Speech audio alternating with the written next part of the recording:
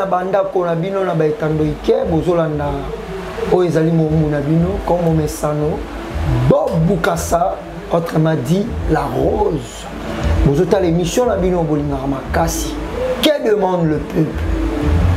Que demande le peuple? C'est une émission oyo esungaka na ba imboka o bazali ebele na ba mboka mipandi na ba poto na bazi États-Unis ainsi de suite pour nous comprendre koyeba ba actualité ce qui se passe dans notre pays et on est là aussi pour vous faire voir beaucoup plus makambo oyo peuple azo vivre en face quand on est balobaka toujours vérité en face ninge na mibenga vérité en face Bob le terrible lelo nazali ngai mon côté na kozana ndeko moko akosela biso ba analyse par rapport ya évolution politique o ezole kalambo kana biso nayebi ke boza ebele bozo tuna ba mituna ebele et kozala nani kasi kozala moko ya mboka na biso ndeko moko ako se présenter devant vous ye azala kana Congo donc en cheval azala rapena mikili ya poto akendaka kotanga epai wapi akenda kozwa maele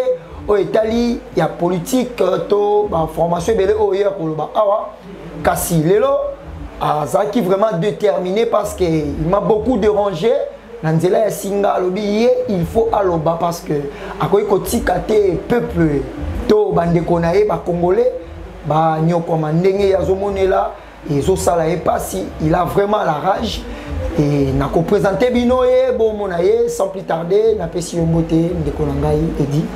Bonjour ndeko Bob. Vraiment batubé bazotala o baike bazali partout na mikili ya poto ba place pe outi na o ya Congo pour une émission ezole kawa bazotala biso na Congo Star na ba chaîne partenaire ebele ya YouTube bazolo bel ba romona yango okoyi ko se présenter na ba o ba ebio te na ba o ba ebio.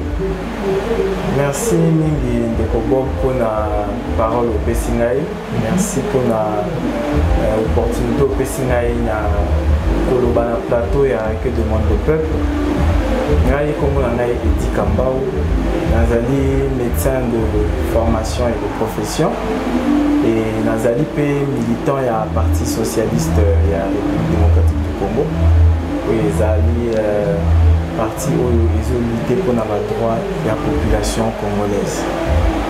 Donc, en gros, Léoana Edi Azali, coordinateur, il y a section, il y a jeunesse socialiste depuis 2018. Ok, mais monsieur Diz, j'ai l'impression de comprendre le Parti socialiste, vous avez mis pour nous la paix, pour nous bunda pour la paix. Ça fait un bail, je vois encore à Série Bozaki dans la lutte. Je pense que l'image est cause à l'équipe. Tout le monde a une série Bozo, Bunda pour le résultat autour de mais je vois quand même il y a un changement par rapport à Nenge Bolitaka. Alors, le changement, la lutte ceux qui nous ont lutté pour le changement est comme on a un résultat sur le terrain. Mais ils ont mais alors, on a un changement à monter. Oh, yo, monité qui est la toute première fois dans le Congo, passation de pouvoir pacifique et salama. Mais ça n'a pas coup d'État, président Koufi, tout le monde a remplacé, mais Joseph Kabila, notre ancien président de la République, a ça la passation de pouvoir, oh, Babengarango, passation Moko. Et selon l'histoire, ils ont jamais vu dans la RDC, ils ont Kimbala et Bosso, et passation de pouvoir et salama. Joseph Kabila a Félix Tshisekedi. Et les autres, Moni Fachi Béton, a Yeli Bisso, état des droits. Et tout le monde a battu Belé, Bazosa, Binga, Bazoko Takana Baboloko. Il y a un changement. Je suis d'accord avec vous pour le Italie, passation de pouvoir dans la politique, mais seulement évolution politique, il faut s'accompagner par changement, il y a population, il y a social, il y a population. Mais on a toujours mon côté. Le secteur est belé dans le et se développer pour le peuple congolais à se sentir à l'aise dans le mais toujours mon côté. c'est bien beau de changer, de faire une passation pacifique et à pouvoir. Mais qu'en est-il de la population? Président Oya Yesika, azo salanini, azo apporter nini la population. Ceux qui toquent dans le secteur sanitaire, ba hôpitaux tilelo tozali wapi. Ba yela rabiso na cinquantenaire. Lelo tozali wapi na cinquantenaire. Est-ce que le plus petit peuple congolais a pu se faire consulter dans l'hôpital wana? Ba hôpital ya minene tozalaka na mo awa. Ata rénovation ezo salamate. Santé à congolais, ils assuré té. Toqué dans le secteur enseignement. Qu'est-ce qu'ils nous ont promis tant qu'on va continuer à pouvoir? Ils nous ont promis la gratuité de l'enseignement. Les lots n'ont beaucoup de parents bazo fouta. Il n'y a aucun changement, amélioration isaté. Au niveau de la gratuité, ils ont respecté. Gratuité, ils ont respecté. Oh, ben moi je vois les gens, bien qu'il y a une étape, il y a encore une petite place, qui quand même, de premier à sixième quand même. Mais non, faisons une gratuité. De premier à sixième. Mais quel est le là-bas dans l'école, dans quelles conditions bazotanga?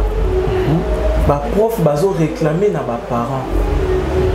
Que ceux qui ba fouti biso de tokotanga te tozo mona ba classe belé ezokanga. Bana bazo vanda ndako bazo ke classe te parce que ba fouti ba prof te. Mais bazo lo ba que gratuité et salemi alors que sur place na terrain bazo tinda mbongo te. Vraiment monsieur Eddy au bengi biso vraiment mingi pe au nakoki koloba soki Charlie Kanga Montréal akoki ko se rappeler niveau oyo déranger biso mais c'est Kambo olobi nde na ye na Kinshasa na yende pona loba pona mboka na ngai pona bandeko na ngai eloko nini pene etindi yo longwa poto ya ti awa mama na likambo yebisa biso. Alors ngai déjà tant nakendaki pona kotanga makambo na ngai ya classe. Ils ont évolué dans mon pays bien. Domaine dans le domaine de la médecine. Pour travailler à mingi tant que zalaki awa na ba fille mère, ba fille oyo baza ba blessé de guerre, ba violé na ba guerre tout ça. Alors to kendaki ko kolisa maele kuna peut-être ya ko sunga bandeko na biso awa na mboka. Donc na kokai ko fanda kuna éternellement na tikala. Alors que naïbi que bandeko nanga baza awa bazo souffrir baza na besoin ya lisungi na biso.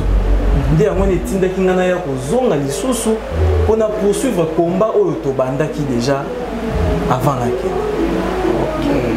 Monsieur Kamba et monsieur bon Olimbisa pour monsieur Kamba, monsieur Kambo, monsieur Kambo, Kambo les a un peu souffrant mais ils a congolais hein.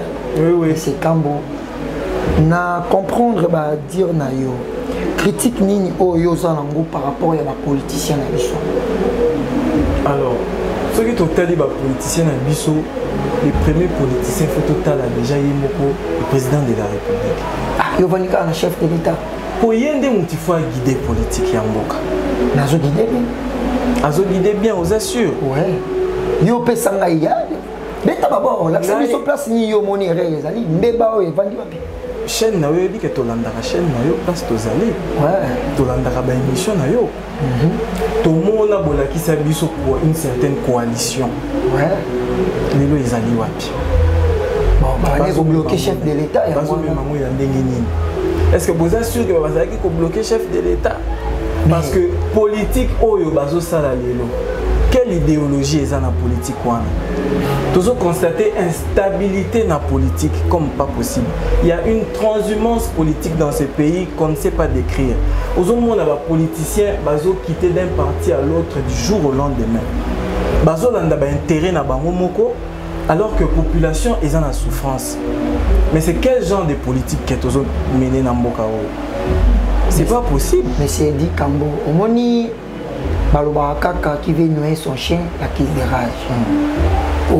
Mais qui vraiment peut s'habiller clarté par rapport à la critique nayo en vis-à-vis de la politicien nayo. C'est lui le chef de l'État qui est le premier politicien.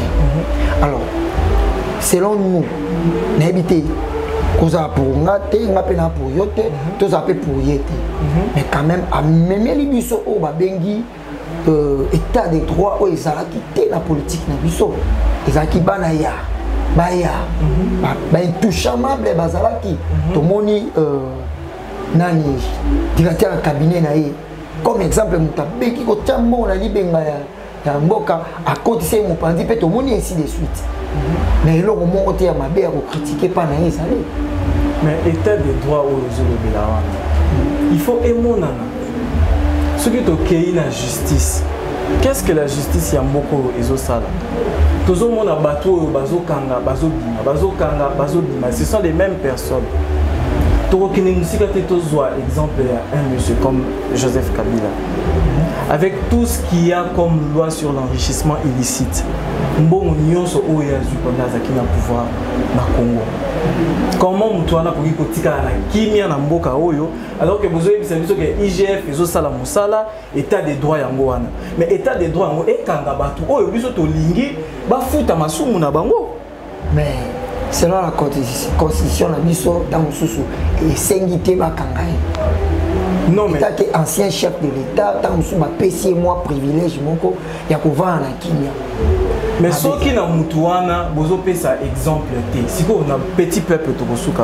Ça veut dire que ba oyo bazana ba privilège, ba koyi okanga bango té. État des droits ils s'appliquer kaka na petit peuple oyo bazana en souffrance. On ne se retrouve pas. Non, mais c'est quand vous bien parler. Okoyi ko pesa biso critique oyo monana na monsieur Joseph Kabila, le sénateur à vie. Parce que tant que lobby y a mbongo nyonso tozo e baté mbongo azwa ya salaire n'est pas chose après aux chef de l'État tu peux avoir tout pour la signature parce que mbongo azwi na ndengini mais déjà les salaires il avait volé quand vous voyez les salaires du président de la République il est réglementé et banaka té combien azwa toyebité toyoka kaka po eloko ya kobomba mapeza la raté na mboka na biso makambo ye banaka kaka bozomona bango bazotonga tolobaki kala militaire dans le secteur sanitaire ba hôpitaux babongisa te na mandat na bango nyonso babongisa te mais bazotonga ya bango ya minene pour leurs propres intérêts mbongo wana ezouta wapi c'est l'argent du peuple congolais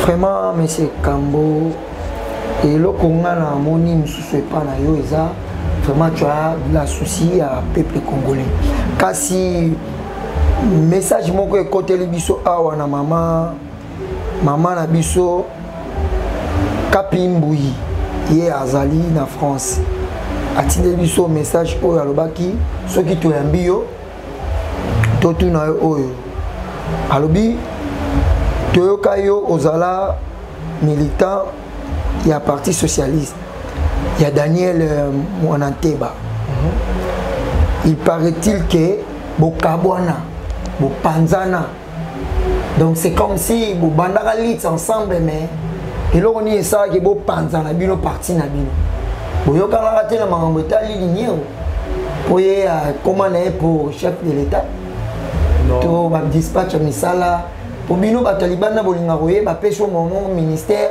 a peso poste mon boye simbaki te on bolongo tonde ndeko bo na ebisio ge na yaki pona makambo na kendaki kobanda ya classe oyo kotala sikoyo awa situation ndenge nini ezo avancer mpo to apporter un plus na biso mais tant que tozalaki na parti socialiste et makambo ya parti socialiste ezo continuer ezo évoluer. D'ici là, il y aura une assemblée nationale où va organiser un coordinateur, il y a jeunesse socialiste, il faut bazala. D'où ma présence aussi sur le sol congolais.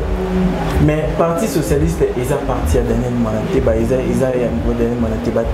Oh, Daniel Mwananteba, Azam Moutou, Oyoto Tchepo, Akamba Bissou. Mais ça ne veut pas dire que parti est aillé. Non, papa. Non, molo, c'est du nouveau parce que l'autre betio et batuna banda couper ba mituni ba question mais balobi mais oh les kamni tozo kaka lelo Charlie Kanga likamba sikebimi parti socialiste et obiso tout oyebi ya Daniel Mwananteba ba bundi po lelo ba mususu pe et comment la jeunesse lelo jeunesse akoma pe mbi hotel mi na ba coin ozomona ba jeune tout ba koma ba politicien muta formé bino lelo bozolo ba ke bino nde bo tchaki non sois sérieux Dans la politique, qu'est-ce qu'il y a? Dans la politique, il y a les échanges d'idées, il y a la concurrence entre les partis, mais ça ne veut pas dire que ceux qui n'ont parti n'ont pas d'accord, on a dirigeanté et qu'il a les droits, il y a suspendre comme il veut. J'ai le droit de ne pas être d'accord avec lui. Très bien. Donc, ceux qui correspondent à l'idéologie, je vais le contredire. Très bien. Mais le problème, c'est que dans la politique, c'est comme ça. Il faut accepter d'être contredit pour avancer. Namoni, Parti Socialiste, Moussali, comme IDPS, pyramide renversée. Donc, c'est un compte, ah, Tozo pesa mibeko te mais tozo pesa kaka vision. Mais c'est lui, obi ki bozo ya ma belle partie na bino. Tozo pesa vision na biso poto lingi partie et pe bino nyonso bo bungani on dirait bo préparer lo moko boye. Yosko ye lokola bientôt la 2023, boye lokola bo annoncer lo moko boye, bo bombi biso to ndenge. Parti socialiste eza ya biso nyonso. Tozali pe tokotika na parti socialiste. Ah bon, Moutalongwete. Vraiment, Balamboka Nyonso, Baimboka Bovandi parti na monde Bozolanda Biso, Boyoki Messi Edi Kambo Alobi, Parti Socialiste, Eza Bangoyonso Moutalongwete, Moutaningalité, Kasi Ezaki Mokumbi Motukande, Alingaka Telema, de Babisi to continuer. Eza Ngaïté, Eza Malobi na Monokonae, na Kopé Samote na Ndeko Daniel Monate, Bamosika Azali Azota Biso, par exemple, après Kolobake. Ndeko azolo ba mamba solo tout comme pas ko démenti yo ndeko o moi makamu ndeko azolo ba mabe ko buka na te benga biso na numéro na biso yaka to yamba yo o démentir maloba na e parce que nyonso o ya lobi etalika obele moko ndeko na ngai edi ce qui un peu ko pesa biso moi souffle to comprendre nazotanga kaka ba question ebele po ba tebele pourquoi na ebisa ki bango na ko yamba yo mais c'est comme si na luka il makambo Toyoki Sango, Maïbisiso, le sénateur à vie, l'ancien chef de l'État, Joseph Kabila, en 2023, à Zozonga, dans Bendenaï, à postulé pour le bidin pour le Cambon. Bon, na Cambo Italie, Kozonga Joseph Kabila, Toyogo Mimango, juridiquement par exemple. C'est possible, ce n'est pas impossible, il y a que ça là, mandat alterné. Mais pourtant, tu as dit que c'est impossible, il y a que ça là, 3 mandats successifs. Si on a dit 3 mandats consécutifs, on a violé la Constitution. On a violé la loi, Constitution. Mais Balobate, si que c'est impossible de faire des mandats alternés. Ce qui veut nous dire que possibilité na ye ya kozonga ezali.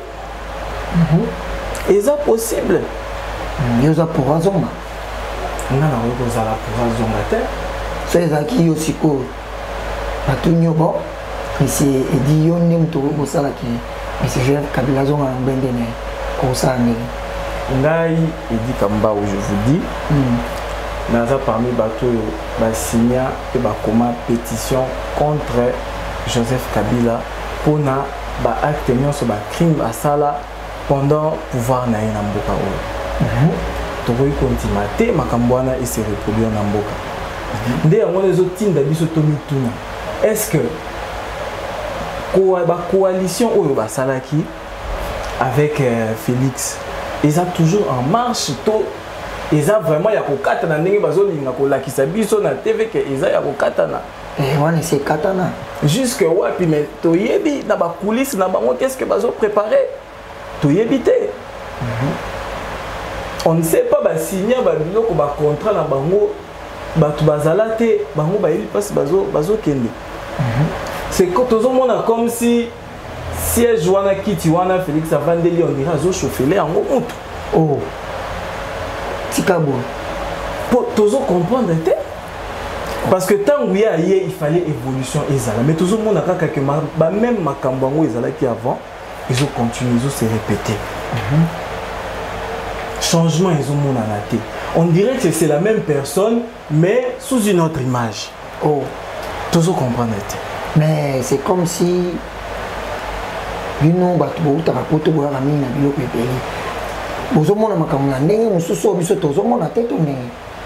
mais il faut justement réfléchir, creuser loin dans makambo bango bazosala. Parce que ceux qui bozo tala ngaka superficiellement, peut-être bozo côté en profondeur té.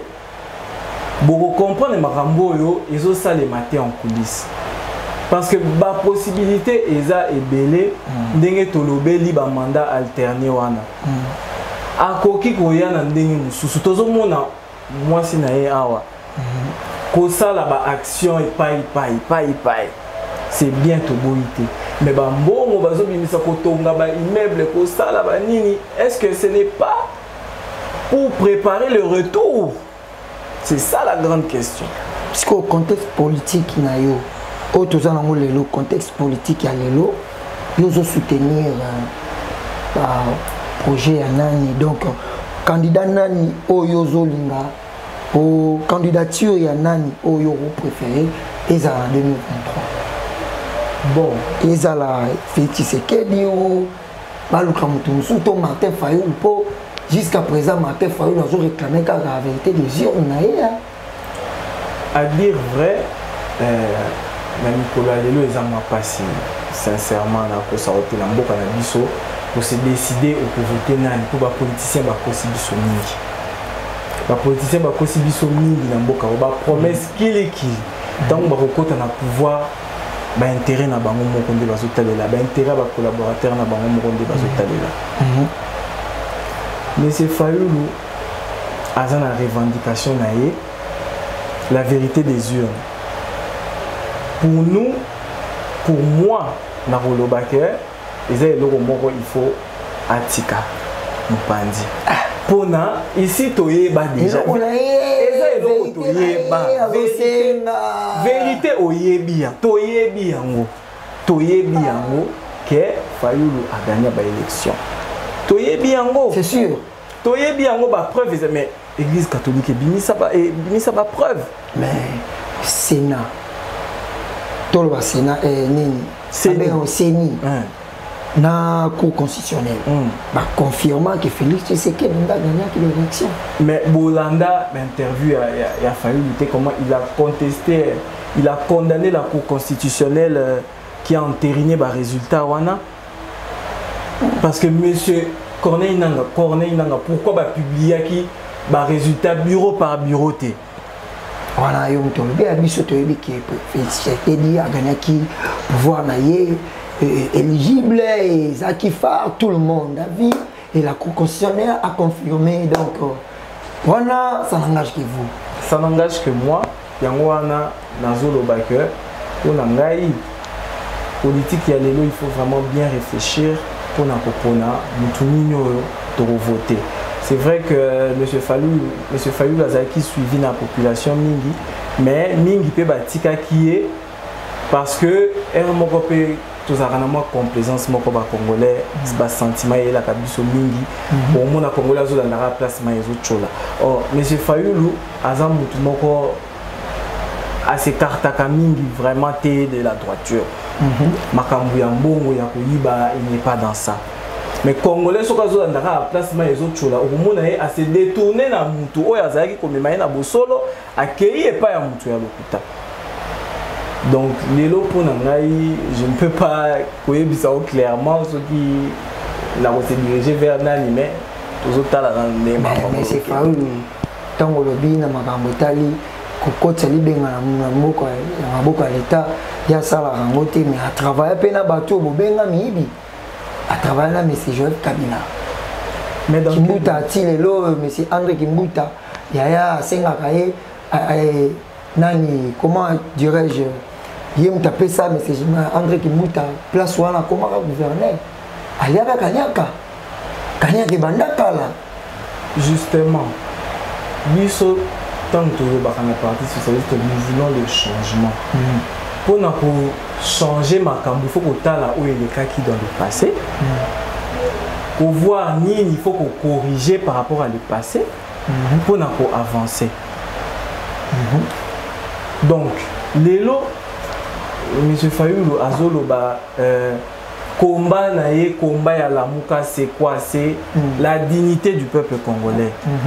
Le peuple congolais, il faut y revendiquer liberté contre les usurpateurs et Mboka. Il faut y revendiquer liberté. Tant que vous avez commis la idéologie, makambo mususu peut-être azalaki kokende nango na bosolote qui kotika pona à comprendre que ils ont intérêt ya mboka te. Soki mutu wana akomi quand même kozonga déjà na nzela pour na peuple congolais oyo souci biso tozo senga, mais pourquoi pas le suivre? Vraiment ndeko edi kambao to landilio vraiment malamu, mais kasibino batu kozaki libanda par rapport au projet à 100 jours, au botel là qui est sur la musica, ndengele qui est déroulé, et est-ce qu'il y avait vraiment justice ça vraiment correctement, ou il y avait une reproche à faire selon vous? Sur le tali procès wana, des places état de droit nous surtout le la banda to bandi émission et va les wana. Pour toujours lutter état de droit, il faut aimer la justice et ça la ligne. Na loba qui a tonto kaka batongo bazo kanga bango wana bazo bimisa. Soit disant pour des raisons médicales bazo bimisa Vital Kamerhe. Combien de politiciens bazali emprisonnés oyo babela pour des raisons médicales babimisa ka bango le jugement a été établi. Mbongo wana oyo ba lié eza wapi peuple congolais ezo réclamé. Bozo état de droit, d'accord, état de droit, mais ils ont malobaté, il faut être à la réelle. IGF, Moussala Nango et Sala Moussala Nango. Et Kangabato, il faut pas aller en prison pour pas foutre à Masumu Nabango. Bah, tu connais bien Bisso, na Ndekomoka Komeli Bisso Aki. Ozan Ndekomoko, à Monaki, Ndebakangakio, mais à Boy Batanga Kumborae. Mais yo kanga ma kisunde ni tango yaki mikanda nezaki normal te tonde bon ndenge na ebisaki yo na bandeli awa que tokendaki na auto pour na makambo ya classe et tout ça, mais to bandaka déjà ko travailler na parti socialiste na politique awa pour na bien ya peuple congolais. Mais na ba action biso to bandoko sala na social ils ont battu misusu ba kondi misusu bazalaki d'accord na biso te. Neti banani ba kongo to cité te o eza affaire moko eza na justice déjà, donc nazana na droit kutu ya kolobela yango te na plateau parce que to lingi to pesa dénoncer pe po ba kondi bazali ebele neti ba général mon général que je salue mon papa Silvano Kasongo. Voilà papa nangai soko beti lisolo na ba kondi ebele oyo baza proche ba oui peut soutenir yo ezali na mokonzi nini aza soldat civil politicien tonani. Mais yango wana kaselo ko tozolobela trafic d'influence et qui makasi parce que les 7 les 9 makangi. Oui, mais na ebisio déjà que comme moyena tanga isate mais tant on a commis et puis tant ba memi ngai place wana ba memaki ngai na yoki quand même ba eko que un certain général atindaki mitindo pour ba botola ngai document na ngai ba mema ngai na place moko comme soi disant que ba fiche ngai déjà contre le pouvoir en place. Donc to ba lobby o eleki o ya les 9 yo zaki kaka kokoma na ngai oyo batuyoso bazoganga état de droit partout mais ba arrestation au commis le 7 ba filé ouais balandeli place oza to ndengeni balandi dès que nazokoma na kiti na komi wana ba memi ngai mopandi parce que ozo leka wana la immigration bazo vérifier ba documents nyonso tout ça donc bakanga ki onde donc to ba le même jour le même jour le même jour. Donc ça veut dire que Congo nangai déjà tinda yango déjà que mutuana dangereux, il n'a plus droit à la parole, il faut pas aya ko perturber bango ba plan na bango ba so ça la population éthique à la na passe. Donc azio bilom tu peux ça des autres na poto musicien ba etaka ba concerter comme menacer ba politicien ba commission ko sangisa biso oh yo za la quantité mais biso toza ngai identité na ngai eza parti socialiste médecin nazo revendiquer ba droit ya population congolaise le social ya ba congolais toza bozo beta toza combattre ko tout ba pinete na mboka mpaya bozo beta des droits mutu na droit ya ko revendiquer et no o ya moni est important pour na ye bazé belé na poto bazo revendiquer oyo bango ba moni eza nécessaire important pour na bango. Bon, on ne peut pas être dans tous les fronts non plus. Ngai combat dans ngai et dans la partie socialiste pour l'amélioration du social congolais. OK. Mais moni soki nga na koloba na batu oyo ba sala ka ba désordre na bande ko na biso baza libanda vraiment boyeba biso ba imboka toza ba politicien te soki o sepelité na makambo oyo ba konti ya mboka bazosala mpona biso oyo quand même biso toyambaka n'importe qui parce que biso toza miroir ya congolais tozolakisa bino makambo nyonso ezoleka awa na mboka komenasaka to kosalaka désordre na baartiste na biso bayapandisa yango vraiment eza na litomba te e neti bandeko mosusu mpe toyokaka bafingaka bango baponaka te ezala nani azofinga nayebi te mafinga wana eza éducation oyo bapesa ye na baboti na ye to ye moboti ya kopesa bana na éducation ya mafinga to eza nini makasi namoni quand même yo ozo réfléchir bien soki bokutani na bandeko bovandaka na bango kuna boteaka bango mpe kasi mot de la fin po tokomi na suka ya émission na biso par rapport ya peuple congolais oyo ezwi ta ya kolanda yo bandeko na yo nyonso na koloba kaka eza que peuple congolais il ne faut pas baisser les bras. To continuer combat, to continuer lutte pour la dignité du peuple congolais, pour la liberté du peuple congolais. Tous à la longo, kobanga te, il faut qu'on dénonce. Pour dénoncer aux nyons so ezaya mabe na mboka pour to kende liboso. Pour ceux qui to tikali to vandi maboko ya kokangama, muto ko trouver biso solution à kozala te. Biso moko il faut to apporter solution na ba problème ya mboka na biso.